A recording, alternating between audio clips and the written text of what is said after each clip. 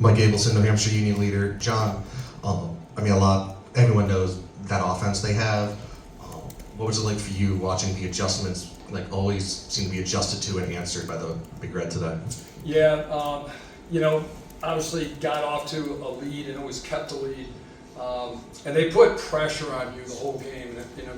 2 days is tough to kind of explain to the guys. Luckily, we did scrimmage in the fall, but the fall vibe is very different than the spring vibe. They didn't have a few guys in that game, so we didn't have everything. But just watching them on film, it's literally 60 minutes. They just keep coming. It's settled offense, but then they go from defense to offense faster than any team we played. So you just have to get back. And if you watch just about any game, they're like, people are with them, and then they go on a run. So the goal today was, try to avoid the big run, and just avoid that, like they get out and they get a transition goal, and then they get a face-off goal, and what was a 2-goal game is now a 4-goal game. So we had to do a lot going from offense to defense to get settled, and then with that, now you have another dilemma. If you get everybody back, they will do the sub games, and then all of a sudden you have odd man rushes, and then on top of that, if you sub with them, you create like 4-on-4s and 3-on-3s with obviously the 2 guys today, Goldstein and Kirsch were excellent. And 2 guys like that is hard. 1 guy's hard, but to have 2 guys like that and Long, you're talking about 3 guys that you could say deserve a number 1. And no one else has that in terms of dodging ability in the country. So you're always feeling that pressure, and even on ground balls today, like they're everywhere, clearing the ball, they're all over you there, so there's no breaks, and you have to play as clean as possible. You have to can your opportunities, you have to be on point, and when we weren't, they made us pay. And it's credit to them. Again, they've been the best team all year. You take away, the penalty in the 4 or 5 minutes against Penn State, and you're talking about one of the best teams ever. They ran the table. So an excellent team, and disappointed for my guys, and E-Rock got me. Sorry, I was doing okay, and then I hit my heartstring there, but what an amazing group of kids, and I think that's the hardest thing, is these guys are phenomenal. They are like brothers, and so to see them hurt, it's like, catches you a little bit, but when the pain goes away, like, those guys will be appreciative of like what an incredible journey and what a great group of guys they were surrounded with. Sorry. Inside Lacrosse. John, there was a play early in the game when Brendan Staub came over the midline off of a face-off win, and against Penn State, they scored a goal. That was the goal that Goldstein scored.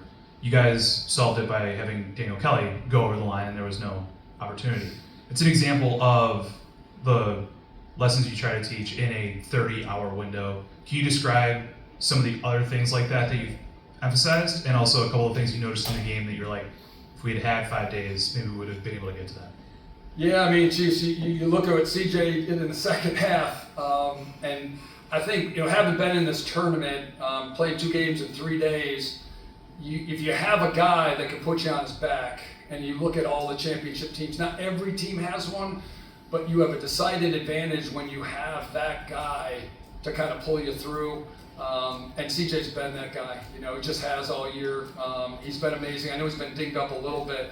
But then you combine that with Ryan, and then you got 10 of your goals from those guys. It's really hard, and they're complemented by some really good guys. But yeah, like they do, we tried to show the guys as much as we could. They do a lot of that. Basically, you're subbing, and they'll run over, and before both of you have subbed your guys off, they'll run a defenseman over. So we talk to our attackmen, like, you have to go when they go. Same thing on face-offs. The problem is, like, your guys get gassed. Like, Spanos went back, I think, 3 times in the first quarter.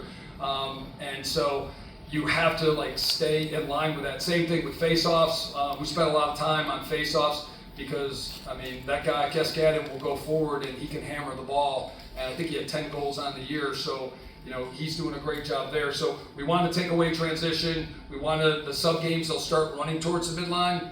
And then if you don't do a good job, they'll just plant, come back, and then look for that. So we kind of coach our guys up on that. Luckily, we've seen some of that before, but not a lot of people do what you talked about, with the defenseman coming over.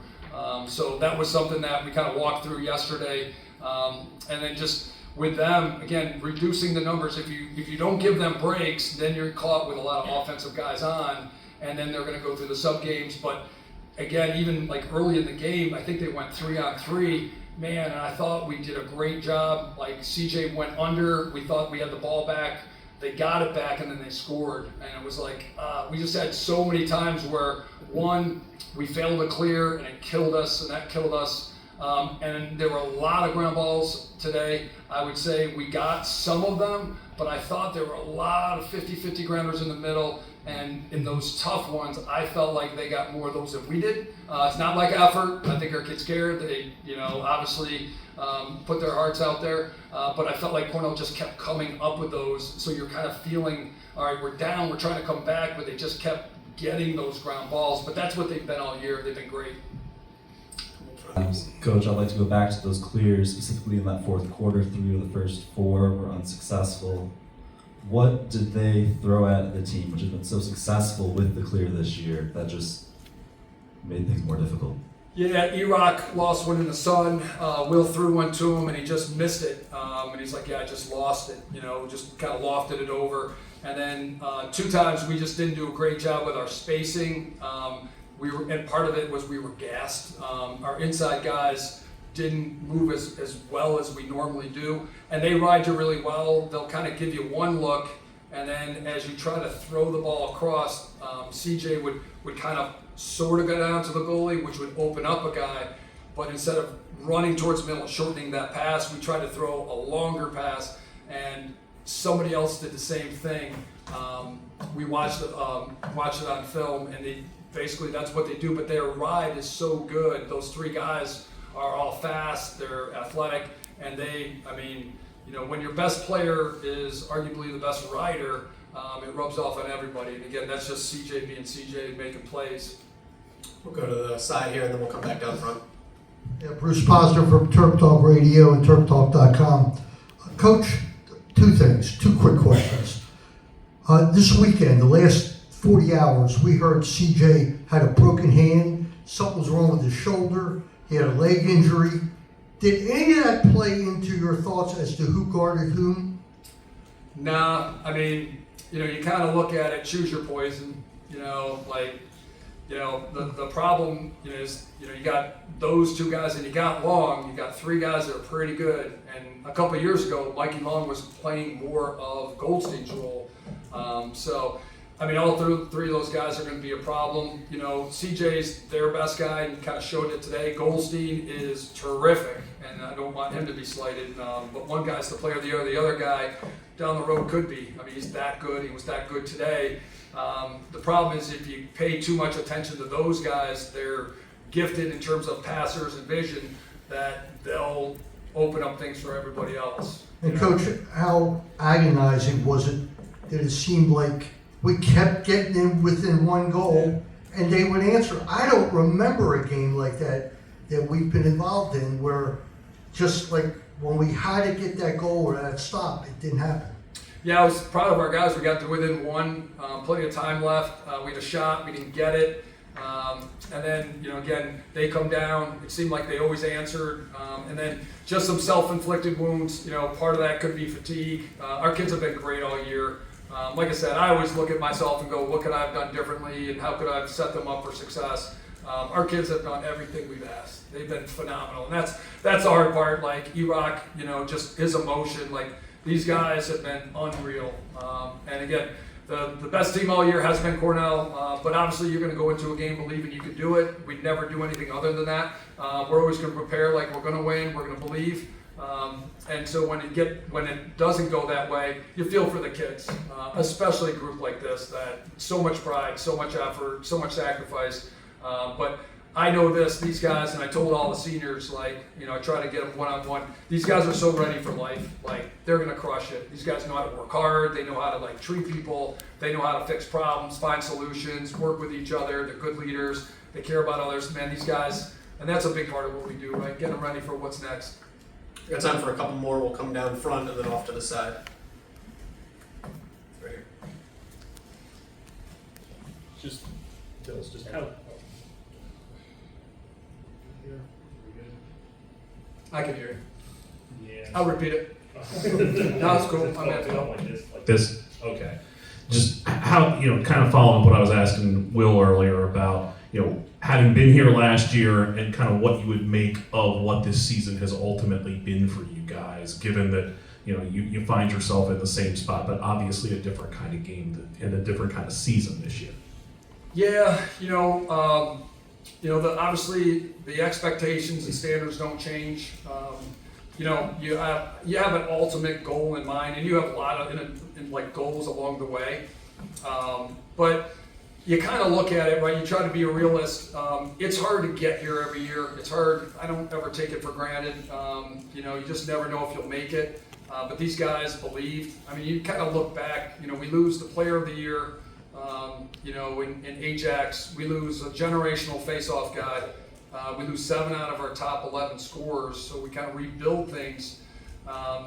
And those guys, they believed. They were like, yeah, we got different dudes, but we're gonna, obviously maximize, be our best.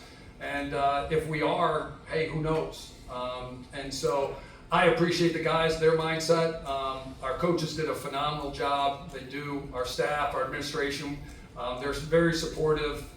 Lacrosse means so much here. It drives you to really put your best foot forward. It means a lot to the alums in the state. So for those guys to come out as hot as we did, I felt like early on we're probably a little ahead of schedule, with that schedule we played. But these guys believed, and they believed all year. And that's a credit to those guys, because we lose a lot of guys, but the guys were like, yep, let's go, let's do it. And it'll be the same next year, it'll hurt for a while. We'll do our meetings, go away, and then next year we'll come back and, we'll try to do it all over again.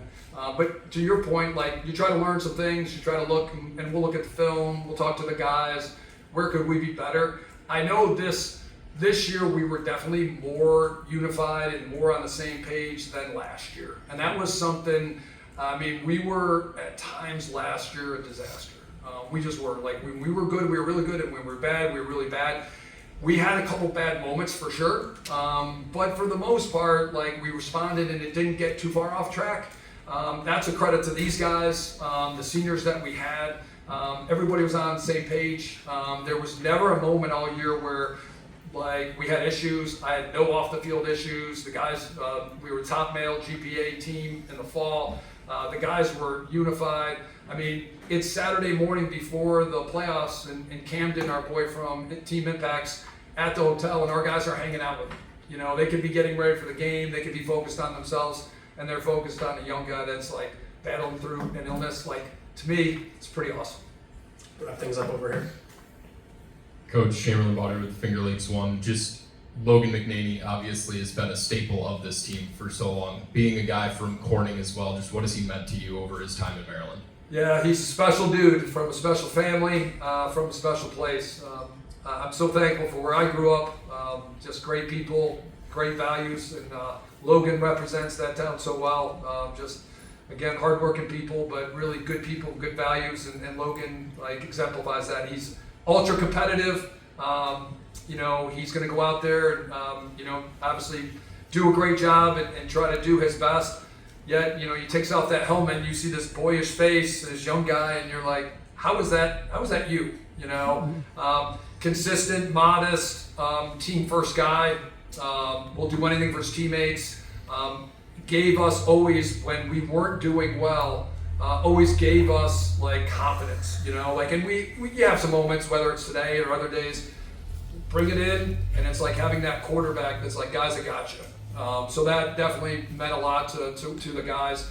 Great role model. I think Roop is set up really well going down the road, and the other goalies, how to prepare, the right type of human being to be, the right type of leader, and a guy that everybody can look up to. But I'm gonna miss him. But like I told those guys, it's time for you to go on and live your life and make us all proud, which I know those guys will. It'll be different. But the great thing is those guys always come back, so it's never goodbye and see you later. But those guys will all kill it. I'm 100% confident those guys, they're made of the right stuff. They're going to look back with so much pride and just so many awesome moments. And, Yeah, sure, like you lose a game like this, and that's part of stepping in the ring, but I wouldn't want it any other way. Like, if we're going to lose this game, because we stole 3 more weeks. And if you think about it, what we've done, since we got here, you take 3 extra weeks that many times, you're talking almost a half a year of extra lacrosse. And that to us is like gold. Winning this game is really important, but that time is over, and we maxed it out because we never get it back. And that's how much everybody loved each other, whether it was staff or whether the kids. So grateful for that. Like I said, you got to give Cornell credit. This is competition. We could have lost Saturday. We could have lost last week. So it's going to be over at some point. Wish I had done a better job getting them ready. Yet you got to tip your hat to Cornell. Again, they were over the course of the year the best team. They just were, and they showed it today. They played like a bunch of guys that came back for a purpose, motivated. And again, like a lot of those guys, we played against a 22. They're all growing up, and they reminded me of our 22 team in a lot of ways, for sure.